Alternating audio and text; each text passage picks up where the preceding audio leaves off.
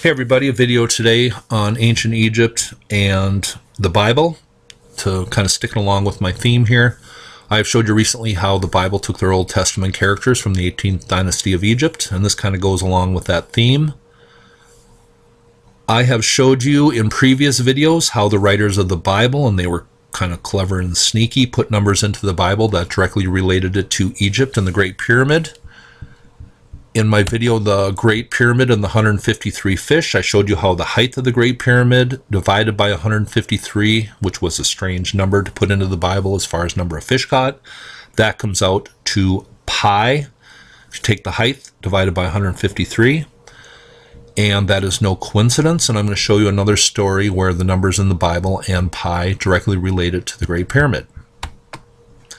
This is Acts 7, and the writers of the Bible put the number 40 in and related it to Moses, and they did this quite a bit. And the number 40 is also related to other characters of the Bible also, but I'm just concentrating on Moses today. This is Acts 7, verse 23. It says, "When he was a full 40 years old, it came into his heart to visit the brethren, the children of Israel." A little later it says, "And when 40 years had expired, there appeared to him in the wilderness of Mount Sinai, the Great Pyramid, an angel of the Lord in a flame of fire in a bush." And then a little later it says, "He brought them out after that he had showed wonders and signs in the land of Egypt and in the Red Sea and in the wilderness 40 years. So the number 40 keeps on popping up with Moses. And why is that? Well, it directly relates to the Great Pyramid, and I'm going to show you why. Now, Moses and his crew did not wander in the wilderness for 40 years. Anybody who knows anything about the desert knows that a crew would not last a month out there, let alone 40 years. And the 40 was put in there directly relating to the Great Pyramid. Here is pi represented commonly by 22/7. Okay?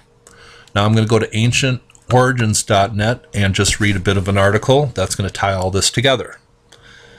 It says, "Secondly, it is a fact that the Great Pyramid not only has a perimeter length of 1,760 cubits, but also a height of 280 cubits. Thus, this stupendous edifice, designed and erected, some say, in the early Bronze Age, is simply a representation of the circle formula 2 times par times r. 2 times pi times r. So, the dimensions chosen for the design of the Great Pyramid were simply a 40 times multiple of the fractional approximation of pi." And here it says 22 times 40 equals 880 cubits. 7 times 40 equals 280 cubits, which is the height of the Great Pyramid. The ratio 880 by 280. It says the base of the Great Pyramid is then multiplied by 2 according to the formula for a circle to achieve the true base length. 2 times 880 equals 1,760. That is no coincidence. It says the Great Pyramid is a 40 times copy of pi.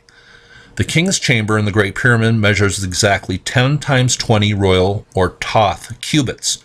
From this exact dimension, the length of the Thoth cubit was derived. Now, this is important. It is for this reason that the number 40 featured in so many of the biblical stories. The kings and judges of the Old Testament invariably had a lifespan or reign length of 40 years, while any deliberations or wanderings in the desert are also said to be 40 years or days in length. These time spans were not real, of course, but merely a sign of initiation. The number 40 demonstrated to those who had ears to hear that the person concerned had been initiated into the mystery and mathematics of the Great Pyramid. So, the number 40 associated with Moses, who I have shown you is Thutmose IV. That is why the number 40 and Moses in the Bible are related and put together. It all has to do with the Great Pyramid.